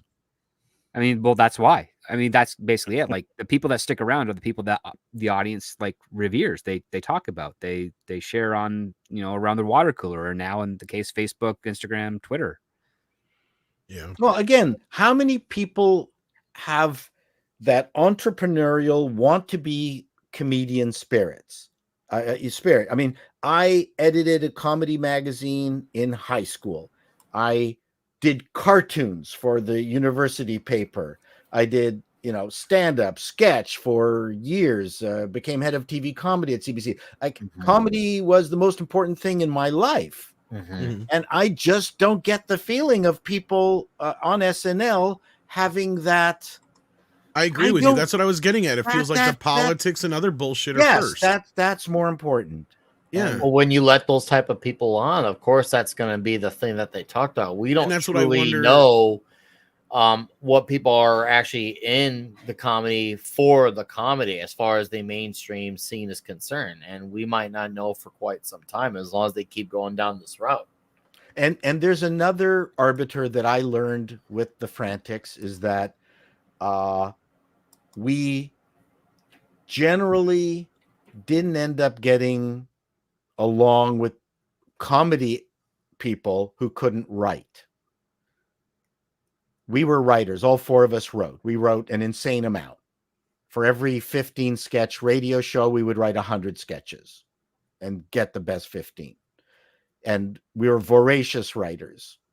And that's the one thing that as a comedy writer, you have a really hard time with. There's very few people out there who you believe can do a proper job with your words.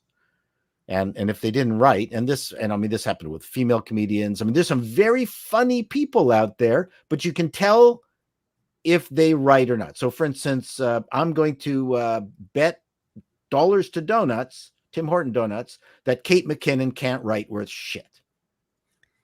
No, she can't. She's an improviser and she's an impersonator. Yeah. Right. So, but I get that vibe that, okay, she can't write.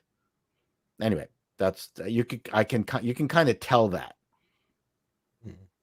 We got another super chat here from Big Gator, a big $10. No, you're fine. That's what I brought you here for. Clownfish TV is reporting that Cartoon Network just shut down their website. What are your thoughts on the coming demise of that channel? Wow. Well, this is an interesting bit, and this kind of ties in with the Warner Brothers stuff, I think, that Walter was bringing up earlier that I'm not sure if we're going to have time to get into today. We'll probably get more into tomorrow, but we could probably discuss this a little bit, although we won't have Paul and Script tomorrow. I don't know yet about Paul, but Script I know won't be there. But Big Gator, I heard about this. I can't be there because I'm actually interviewing Script. It's like that's what I was wondering. I thought that was something was fishy about that. But yeah, have you guys heard about this? What do you think about this? I think Zaslav is moving some stuff around. I'm not 100% convinced that he doesn't have something working in the background with like Ellison or something like that once this deal goes down with Paramount to maybe acquire CBS or something thereabouts, and he may have to get rid of certain channels or combine certain channels to make this all work, because there's a lot there to get into when it comes to the amount of channels that are there. Not only that, they're trying to minimalize a lot of the expenditures right now, and I don't know what the deal is with Cartoon Network and Boomerang. So I know Boomerang they shut down like last week. Cartoon Anybody got Network is anything to say gone. with- When was the last time Cartoon Network had a hit show? That they actually kind of co-funded. That was the Venture Brothers, man, and that Yeah, was that was one season every 2-3 years because it took a long time to that's make that show. that's a generation ago. Yeah, because it started in 2004 and it ended in like 2022. I miss the original Cartoon Network. Those are glory days. Dexter's Lab, Johnny Bravo, Powerpuff Oh, Girls. it's great. It's great. Man, But I mean, if you go long enough without producing something that's going to drive your brand, I mean, I can't say I'm surprised. I love Yeah. Powerpuff Girls. still holds up. Watched it with my kids recently, and they like it too. They like the original Powerpuff Girls show. They're fun, and the dad is great. The whole city of Townsville, the mayor, the Dexter's villain. Laboratory was on that too, right? Yep, Dexter's Laboratory, Cow and Chicken. What was that other one? Courage the Cowardly Dog. Seriously, and then they would have the original versions of like Tom and Jerry, the Looney Tunes, and you put those on now, and they still hold up. Was SpongeBob on there? No, that was Nickelodeon. No, that's It's Paramount, obviously a good yeah. era of Nickelodeon too. You had Rugrats, you had Ooh Real Monsters, Doug, of course. Like seriously, I love Doug. That was one of my Which favorites. Paramount is digging deep with. I've been seeing a ton of like stuff come out from like spin-offs and stuff that are coming from the SpongeBob. What was the universe, so one? they're definitely mining that. Fits and Starts, whatever. There's two What are you guys, thinking, Phineas and Ferb? Phineas and Ferb. Oh That- yeah, Phineas and Ferb. Phineas Oh, my my younger God. Wasn't that a brother, Disney one? big fan of No, Phineas Disney. and Ferb. Was I it Disney? loved I thought it. it was. It was, yeah. When it was just a Disney Channel, yeah, Disney. Because my younger brother, he loved Phineas and Ferb. That was, I think that was one of my bread and butter. fantastic. Yeah, it was. It really was. I remember like kind of writing you off from a preview, but then when I actually sat and watched with him, like, oh hey, this is actually a pretty cool show. I love it. It was, yes. I mean, I don't know if you could make SpongeBob right now. I think the It helps DEI, the woke would their It helps, testicles would like- explode. Like South Park, it helps that it came out at a time when it did, because a lot of people don't know like SpongeBob has been going for like 2 decades. Oh, plus. yeah. So because it has that longevity attached to its name, it helps. Yeah, there's a lot of. It's unfortunate the amount of shows that come on nowadays that don't have the balance act of like where you can Well- watch something that the adults can enjoy along with the kids. Well, and there's and nowhere as Ren many and shows. Stimpy was Oh. a wild ride. That- Speaking of Canadian, I love Ren and Right. Stimpy, but Rocco's Modern Life was the peak Oh, for me. Rocco's is good Was too. the Well, it makes man. me perfect wonder- evolution before they 'Cause if sort you of go to the- got softer with it, you know? If you go to the Dude. Cartoon Network website, it actually takes you to HBO Max now. Yeah, So I wonder I'm if they're just looking at it as these websites. They probably have like videos and stuff like that. They probably look at them as like competition, perhaps. so I guess. all know. you guys are doing is proving my thesis of things can't happen in a vacuum. If you're Right. not doing all of this stuff, then people aren't working and new ideas aren't happening. Mhm. We're not feeding any of this stuff. All that stuff you've described is some of the funniest shit out there. Yeah, and the sad part is, for all we know, there may be creative bugs out there we just don't know about, because Correct. once again, there might not be none. Because I don't want to say that they're not out there. No, they're out Because there. They're just they're not out given a there. chance. Yeah, Like, as a personal example, I spent hundreds of hours. Like I created a YouTube account with no subscriptions, no subscribers, just a blank account. And I made it specifically to train the algorithm to show me indie music, right? Because as soon as you start dabbling in other stuff, it starts mucking up what it'll suggest to you, right? Right. Try that sometime. Like make an account where you have a specific target for the algorithm to try and show you stuff, because there's so much out there, right? oh yeah, Stuff that you'll never see once you train the algorithm even a little bit the wrong way. And Well, it'll take you a lot of work, but you start finding this amazing stuff. People who have like 100 subscribers or a couple thousand or even 10,000, you know, small channels, small I artists think you who need are to- You amazing. need to right now train your websites to your YouTube channel to find me. CC is That's on to true. a really good point, because the thing is, at a time when Chato was rightfully mentioning, when we had these string of hits with the cartoons, he could string. Of course, we talk about dramatic television on HBO. that was at a time where that stuff was put in front of us.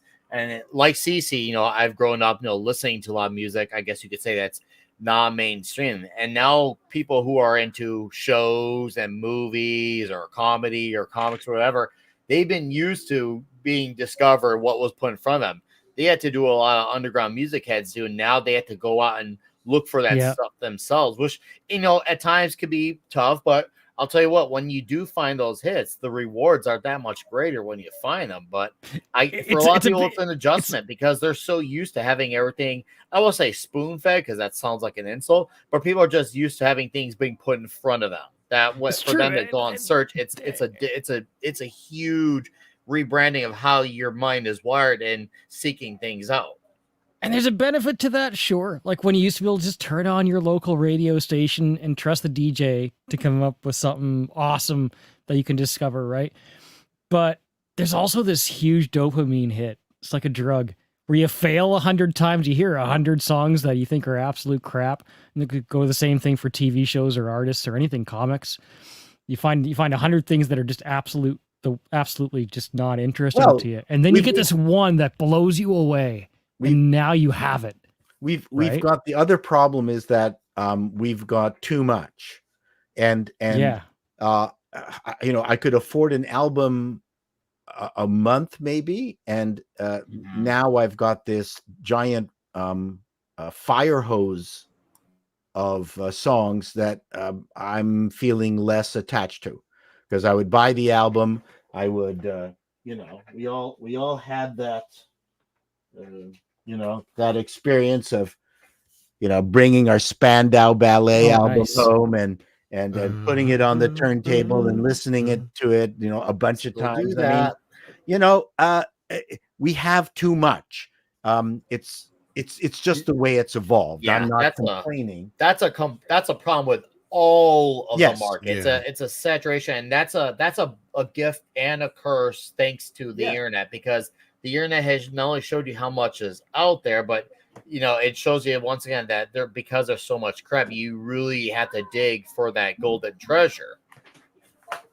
Yeah, it's a lot of work. Not everybody's got time for it, especially you got like full-time job and all that. And things start meaning more for you. I mean, this is David Bowie's original first 2 albums. That's nice, dude. That is nice. That really art on there. Ooh, look at that. Ooh. No, I remember seeing it when he did his museum display in Chicago. At a short time after he passed, there was a museum display show that they did for him in downtown. That was there, and they had large size versions of that art that was like taller than me. It was so cool to see that. Hard to get hold of that album. So these things are meaningful to me. They were meaningful at the time. And those things, I'm not trying to be old man yell at the clouds, but it's hard to believe in any of these things. Not believe, you know, because it's just so much of it. And in some ways it's so cheap. $10 a month. I can get all the songs. And it's disposable then. You have no attachment to it. I totally agree with you. Yeah. And you can just skip. Nothing, whatever. Find what I want. That's what happens when people get used to convenience too much, because they like it. And I'm not saying that it's fully bad, because there is great things about it, because once people get used to it, then they become reliant on it. And when they become reliant on it, they take it for granted. And they take it for granted, then they're shocked when something's gone. That's why I always, you know, steeped clear on both sides of the pond with physical and digital, because I almost transitioned to digital with movies. But then I saw what happened with Gone with the Wind for Amazon in 2019, when people who were buying it on digital had their copies removed. And that was like the alarm for me 5 years ago. That, okay, I'm not fully transitioning to digital. That just proved why I need to continue physical. And, well, here I am 5 years later, still holding the line there. There is something about the cultural kind of event status as well. I mean, it's so much harder, I would think today, to be a stadium band, right? Or to get, say, the finale of MASH. It's not going to happen in that way. Nope. It's very, very hard because there's so much stuff. And that's also a challenge. People watch that or some shit. Yeah, it's like, I mean, you'll find this small unknown artist and you'll latch onto. You think they're the best, and they probably are amazing. They probably do deserve it, but they can't get onto SNL anymore, right? They can't get on. Late night shows are not. Sorry, 106 million. Yeah, exactly. There's no promotion in trying to become something that everybody kind of gravitates in towards. It, I think it's awesome to be into the underground, right? But you also want the people and artists you care about to succeed. And there is something wherein that success also draws more attention. I mean, I like Nirvana, fine example. I love the Chad Channing era. That's my favorite era of that band. But I'm glad they actually succeeded, Yeah. I'm glad that they have that impact. They wouldn't succeed now if they came out now. No, they would have a few thousand subscribers on YouTube. They'd probably do a small tour, and that'd be great. They'd still be awesome, but they wouldn't have an impact on our culture.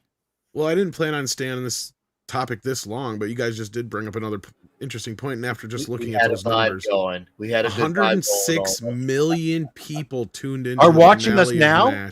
No, I wish. The finale. 106 million people viewed the finale of MASH. Think about that. They're lucky if they get less than 1% of that now on most shows. Yeah. House of the Dragon. Oh, that's so huge. They got 10, 20, 25 million. That's not right. close. That's my point. Like, if a show gets 4 or 5 million viewers now, they consider that a hit. Yeah, exactly. That is fucking sad. Dude, because how much on average did MASH probably get every week? Probably 30, 40 million viewers, I'd imagine. At least to get that much on that finale like that. It had to. Grand Admiral Adam in the chat saying 33 million people watched Andre the Giant beat Hulk Hogan. See? Jesus Christ. Can you imagine if 33 million people watched Star Wars, the Acolyte show? Right. That's not happening. Even if it was good, it would. Like the tough. Who Shot JR episode, probably 60, 70 million. Easy. More of that, if not. God, they don't do that anymore. No. Yeah. But anyway, speaking of things being sucky now, before we get into this, I Cthulhu says, interesting. I've heard you all mention a last decent comedy. I haven't heard you mention the last decent comedy show. Whose line is it anyway? Enjoyed the first seasons immensely. Actually, I think Paul brought that one up. Yeah, I brought it. That was a great lineup of comedians. So you just must have missed it, I Cthulhu. There's the UK version and the American one. Yeah, I saw the UK version like growing up as a toddler. Like that's how old it is. It's a great show. Yeah, and I mean I get it. Yes, at that point there was only 3 major networks back then. Bill, you're not wrong. I mean, but it's benefits and drawbacks, right? I mean, but how are we getting with these streaming services when it's all said and done? What are we gonna have left? Netflix, Hulu, and HBO Max, Disney Plus, Paramount Plus, the combo or a Peacock. Add that in there too. All 4 of those is one combo. So you're basically gonna have 3 choices then too. And I would like to add that it also helped that back in the time when you did acid. I don't want to see shirtless Look pictures at of you, that Paul. dew of hair. He constantly is sending me pictures of him where he's naked. I don't understand. Send him more. Send him more. So yeah, this was at a legalized pot event in 1976 at City Hall in Toronto.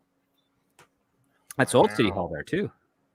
Sorry, what? That is old City Hall there because the new City Hall is. Yeah, well, we were at New City Hall. And how did that work out for you? That was you almost 50 years ago.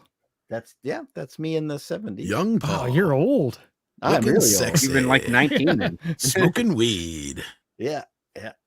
When did you guys legalize it up there? Don't do drugs. You'll enjoy it a lot, but don't do it. But I'm not talking about weed. I'm talking about the hard shit. The hard shit. Yes. Because you guys legalized it up there, what, like 10, 15 years ago now? More? A long time ago, yeah. Yeah. It's been a while.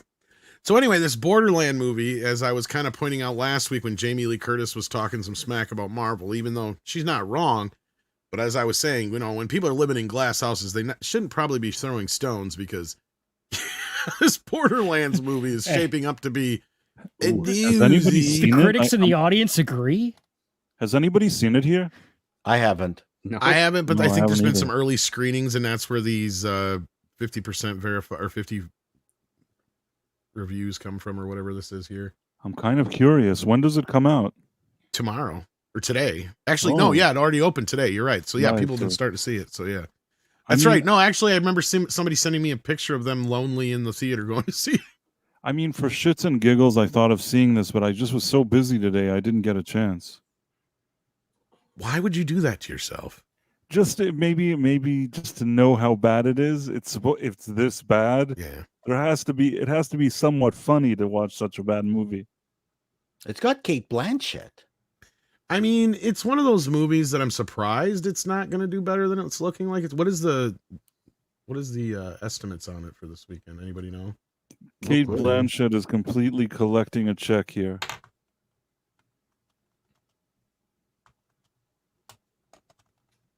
Let's see what the predictions are. Oh, For the 12 weekend to box 16 office. million. I saw one website Oh. going 8 to 12 even. I was So just they're like, already holy- downgrading it. Yeah, they're already, dude. That is a huge bomb. Like seriously, that's gigantic. I've seen some bombs before, but this bomb, I don't know about you guys, but this is a big bomb. Look, the franchise has enough of a fan base; it could make a lot of money. But it's like they're a dedicated fan base. How did they really? Yeah, I was gonna say, didn't they? They didn't have the greatest reaction to the trailer, did they? No, Yeah. it's You know, video game audiences clearly made their voices heard that they have no interest in this. And video games audience are massive. Ooh, massive. yeah. Well, it only had $100 million budget, surprisingly. Oh, but it has a big enough fan base. I can see why they chose to make it, but it has Yeah, I had do too. bad press for a while, and the I don't know. fans are obviously not having it. So I don't know how you make a shooter looter into a movie. Well, do you know why it's got a 7% right now? It's gotten 2 good reviews. I don't know who the other one is. Grace Randolph was one of them. Well, she you brought just up spoiled 0.4%. it. I was just gonna do her. Sorry. you were going Oh. to do Grace Randolph? Well, no, And she's well, proud of it too. That was a great. I could change her probably. After a night with Tom, she'll no longer. But I like have the- a jingle, you know. So, what kind of dumb shit did Grace say this week? Well, this week she liked Borderlands, and she was the only critic who liked Borderlands Are you besides serious? whoever this latecomer is. Yeah, she was the one who bumped it up from 0% to 4%. And she even took credit for it. She was like Wow. so happy about it. Yeah, we'll see how the audience reacts to it. Yeah, they're not reacting too good so far. But I haven't caught who the other reviewer is yet that bumped it up to 7. Maybe it's Penguins Zero liked it. Let me look here. Probably a Grace Randolph simp. Where is? I mean, she does have them. Does Oh, yeah, Grace I would Randolph talk weird like that in reality, or just for her I don't know. videos? Do you think she has 2 different voices? Yes, I think she sounds annoying for the videos, and probably when she's not on a video, she just sounds like a regular person. You know what's funny is what she does on her videos is kind of like what I was taught to do in broadcast school, but she got the wrong idea. Okay, and it's got a couple of That's fair. positives now. One from Julian Roman and one from Taliana Rulander. One from that Screen Rant and Movie Web, respectively. Besides her now, Yeah, the but usual. otherwise, every other chills. critic has pretty much just completely demolished this movie. They couldn't even wrangle the shills for this one, I guess. What chills? Who put this out? Is this Lionsgate or who owns this? I don't know. I can't remember. The poster looks like Lionsgate. Everybody knew from those trailers that this movie was going to be a stinker, and I don't think that any. There's I the mean, 2 I don't really positives trust after. reviewers or mainstream media critics, but I have a feeling that in this case, it's probably really going to stink. Eli Roth directed it. Yep, Lionsgate. I was right. Eli Roth directed this. Great. So you know Yeah. it's gonna suck. What else Actually- did Eli Roth direct? He directed the Thanksgiving horror film that was actually a Thanksgiving. very reeled in take on what the original Grindhouse trailer was doing, and it was He's kind of also almost a lame. better actor than he is a director in some. He should not be behind the camera ever again. Like he's really He played bad. the Bear Jew in and yeah, Glorious Bastards. Yeah, that's probably the best thing he's known for. I think he wrote this movie too. Wasn't it the Hostel films that got him on the map originally? Is that what I'm Well, thinking of? his friendship with Tarantino got him the Hostel films, which actually got him a little bit. Okay, I was gonna say something Yeah. like that. I was trying to think of some like low level horror film thing. Yeah. The Hostel films suck. Yeah. Well, how much longer you got, Paul? I don't want to keep you too much later because I know you got what is it? It's 1 minute. 8:40. That's 1 minute. That's 1 hour past my bedtime. Okay. So yeah, we'll probably get on this Warner Brothers stuff tomorrow, Walter. Sorry about that, but I will bring that up with Andre, and we'll definitely get into that because Script and I were having an interesting conversation before. Cabin Fever was the other one I was trying to think of too. Yeah. But yeah, Script and I were having a bit of an interesting conversation before on the Warner Brothers thing. But since you're not with us tomorrow morning, anything you want to say about this before we do head out, Paul? Am I around tomorrow? I think I am. Okay, well, you just said you weren't earlier. Are you going to be or are you going to No, be? I am. I'll be around tomorrow. See, this is what I'm saying. I don't know how to trust you anymore. I think it's important not to trust me. I want to keep well, you then on your Script toes. Doctor will not be there Never tomorrow. trust So Canadians. Do you No. want to say anything real quick about this script before we go? Sure. As I was telling you before the show, it seems like the stock market just does not like David Zaslav, even though he's trying to do everything right, and even his own support staff at Warner Brothers Discovery is liking his decisions because he's actually like cutting through the minutia and getting down to the core of what of how valuable the assets at Warner Brothers actually are, and being able to say, well, this helps us aggregate as to which ones we put our money behind. And basically by writing off $10 billion on the TV side of things, he's basically just identified this is the stuff in the TV world that doesn't make us money. We shouldn't be funding this. We should start looking at the stuff that does, which is what he said in one of his earliest earning calls, is that we are going to start cutting the stuff that doesn't make us money, and we're going to write that off, and then we're going to start investing in the stuff that does. And this is just one step where he just acknowledged, I guess, Q2, they had to write off $10 billion in television assets that were just not profitable. Or 9.0, and overall their failings were 10 billion.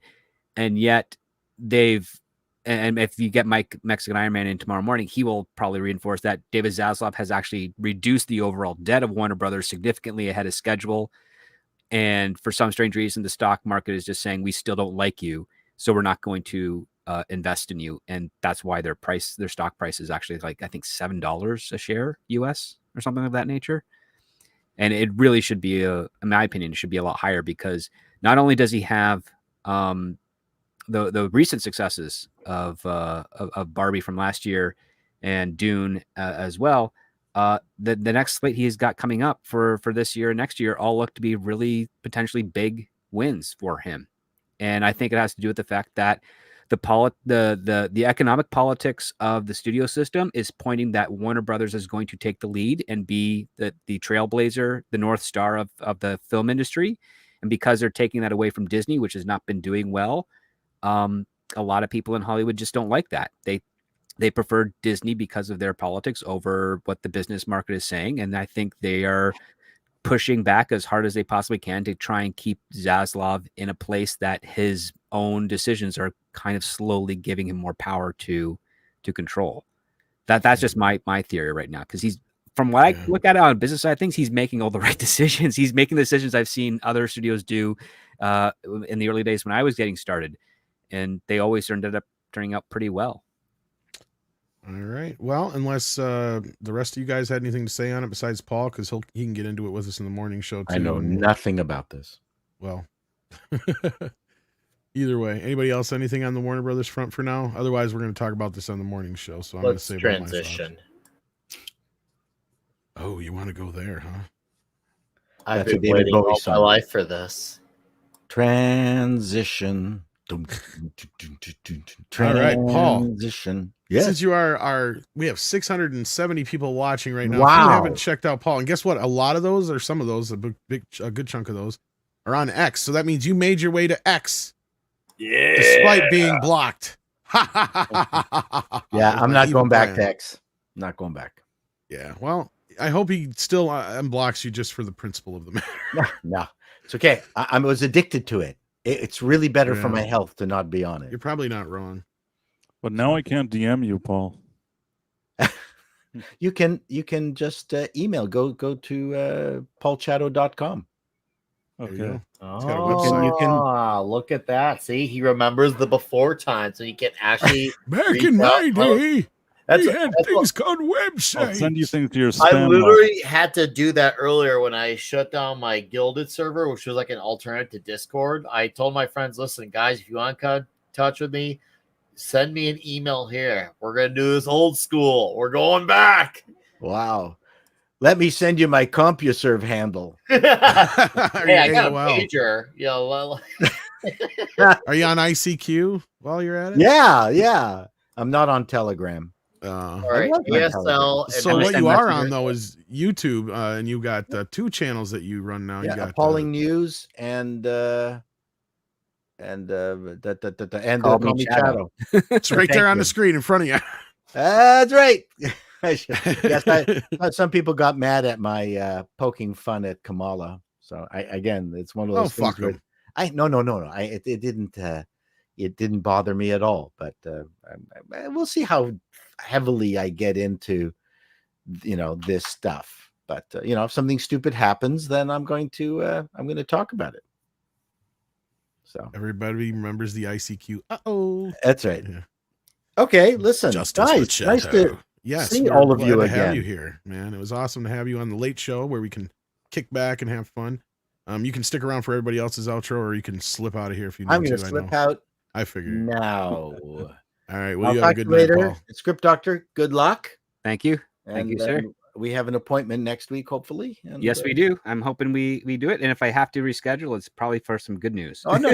I'm hoping for good news for you always. Thank Good you. news for everyone. Break I a wish leg, as they everyone say. good news. I'm sprinkling good news. More for justice for everybody. Chato. Well, More I've justice for been Chato. told the news today. Oh yeah. Wait, hold on. Here we All go. right. I'm going to give everyone balloons. Balloons. Aw. Ooh. Okay, here. There we go. Peace. Now it won't do it. No, there it goes. It's pretty neat effect, though. I got to give him credit. Yeah, it's pretty cool. Oh, I can also do this. Where is it? I can also give you this. Oh my! Don't That's start the taking way. your clothes off. Whatever you do. That's how you get hired. That's right. That's Well, Bye, everyone. not here. We have a close on policy. yes. See See you you later. later, everyone. Bye. Take care. Bye, Paul. Here's one for a script, actually. Kalekioki asks for $5. It's interesting you asked this because we were talking about this before, actually. Oh yeah, this Script, is a- how bad does the loss of the NBA deal hurt Warner? Can they regain it again? This is one of the things you were bringing up before the So show. legally, they're supposed to, because the contract that they had with the NBA prior was that if a Warner Brothers matches a superior offer, the NBA has to take Warner Brothers match. And apparently, Warner Brothers had submitted a matching offer. I believe the competitor was Amazon. But regardless, they submitted the matching offer, and the NBA still took the other person's deal, which is a violation of the initial contract. So they are actually, I believe, suing the NBA for breach of contract because they met both parties. Warner Brothers met their party obligation to the deal. So yeah, we have to wait and see what's going on there, because again, if Amazon said we offered $3 billion for the NBA contract, and Warner Brothers said, well, we will also offer $3 billion for it, NBA legally has to take the Warner Brothers deal. That's what they already. That's an established condition that they have to adhere to, and the fact that they haven't, that's going, I guess, up to the courts to see whether or not that established condition will hold. So I have to wait and see. There you go. So it's kind of funny you asked that question. Hopefully Good you got question your to answer. ask, Yeah. And with that, anybody else want to say anything about the Warner Brothers deal then before we head out? I'm still reading up on it. I feel like I need to learn the material more. There's a lot going on at that studio right now. They're actually setting up for some more cuts, DEI related ones. They're also finding new financiers to make sure that their budgeting process for some of their tentpole films is better under control. So we'll see They how got to well rebuild a lot of shit. That's the problem. I mean, Zaz has made some mistakes. Oh, yeah, He's he walked has. back some of those mistakes as well. Basically, he has to find a way to take Warner Archive and spread it out to the rest of their catalog, because whatever they're doing over there is is actually like amazing. But the regular Warner Home Video is below. Yeah, that's one of the areas where he's fucked up on. Hopefully they're making some changes there to get back on track between Warner Home Video, Turner Classic Movies, which is another thing he backed off on, which I did not agree with him on, and he really fucked that up, and that really lost him a lot of goodwill. Well, that's because with he a lot got of mixed folks. data, right? Because TCM, the data was coming in that not enough people were watching it. And then he found out, well, they're watching it actually through they're not watching it on the actual broadcast, they're watching it through PC or their phone or something. And then, because there's a huge celebrity criticism against Zaslav pulling TCM. And then when he realized actually how many the numbers are, he's like, okay, yeah, I'm going to walk that back. So he's been trying to figure out the honest data with regards to his television networks and also the streaming stuff, which is why I think he decided to do that $9.8 billion write down, because he finally figured out what was actually the numbers for a lot of the assets. And luckily enough, he hasn't really killed anything on that front, at least the popular stuff, but he has taken care of and he has reallocated resources to the stuff that's making money. And I think it's either this quarter or next quarter is the last quarter where he's connected with CW. No, it's okay. I'm laughing at something else. I'll tell you in a minute. Okay, yeah, because CW is out from Warner's this year, right? They're no longer a part of that stuff. Their last the last shows that they have on that network are debuting this season, and then that they practically gave it away like last year. I think it was. They gave it away along with the debt it incurred, and the last few shows that Warner Brothers produced will be debuting their final seasons on that network this season. So once that is done, they are free and clear of that whole mess. Can't remember the name of the company, but it was some communications company that bought them out that had a string of channels already, and then they just acquired all the CW channels then. Yep. But yeah, what I was laughing at is somebody sent me the chat summary. Viewers are reminiscing about old communication platforms like ICQ, email, and BBS boards, and smoke signals. And comparing them to modern communication. Yeah, smoke signals. Well, that's a very intuitive AI. Mecha J sent that in. We've had a couple other ones here too. Mark sent me one in there where we were talking about says viewers are discussing the best Cartoon Network shows, with many nostalgic for the original lineup and praising shows like The Regular Show, Johnny Bravo, Adventure Time, Space Ghost. That one wasn't as funny though, with the smoke signal. Who the fuck was talking about smoke signals? Must have been something in the chat. That's what I'm asking in the chat. Like, who the fuck is talking about smoke signals? Back in my day, we had smoke signals, and we were happy to have them. We didn't have fancy contraptions like phones. The fuck? Who's talking about smoke signals? All right, which one of you brought the dog? Yeah, exactly. Who the fuck? That's funny. All right, let's get out of here, guys. Script, you got a channel. You got your show coming up Saturday, right? Yeah, I got my Scripts on Saturday show where we will be reviewing the screenplay called The Nest, the contained thriller that takes place during the Super Bowl. And but right after this show, in a short while, I'll be hanging out with Price of Reason. I'll let you. That's true. Yeah. Quantum Leap Revisited. Go ahead. It's a riot of an episode. Yes, it's a very interesting episode. So that's what you're up to tonight, right, Price? Yeah, and then after that, there's the Night Owl at 11:45 p.m. All right. I'm gonna try and link you to some show here. Awesome. Nick, what you got going on? Hey, let's see here. Toxic Tuesday obviously came back to a resounding success a few days ago. And so the journey will continue on next week with Magnificent 7. Clubby's Comic Shop tomorrow night. And for the comic readers in the chat, I did a review today on Prodigy Slaves of Mars #1. I will also try to get my review out ASAP on Gooding the Polymath next. So, yeah, thanks for having me. Good hangout with Paul Chato again. Shout out to Paul Chato. That was awesome. And go watch good cartoons. And, of course, I'll be on TNT in over an hour. Thanks for having me, Tom. Good to hang out with you and the dudes again. Nice to see you. Nick. CC, Pleasure is mine. what are we doing? I think we'll finally get back to some karaoke tomorrow night. I know I'm a little off and on in the summertime, depending on where I am, but I have internet here, so I think we better get back to some singing. Yeah, I'm ready. Sometime in the evening, probably 9 p.m. Pacific. We'll aim for that. Nice. And I didn't get nailed for the Saturday Night Live trailer. Nice. Oh, At good. least not yet, anyway. Not yet, anyway. But yeah, thanks so much, guys. Be sure to hit that like button. I don't ask that enough, I'm sure. But please do. I know it just takes a second, but it doesn't cost you a dime. Appreciate it here at the channel if you do that. Also, tell your friends about us. This is a separate channel from the main channel. We had a great crowd tonight. Still quite a few of you hanging in there. Thank you for being here. I appreciate it. Take care of yourselves and each other. And until next time, I will probably see you on the morning show, or Lord knows where I'll show up between here and there. See ya.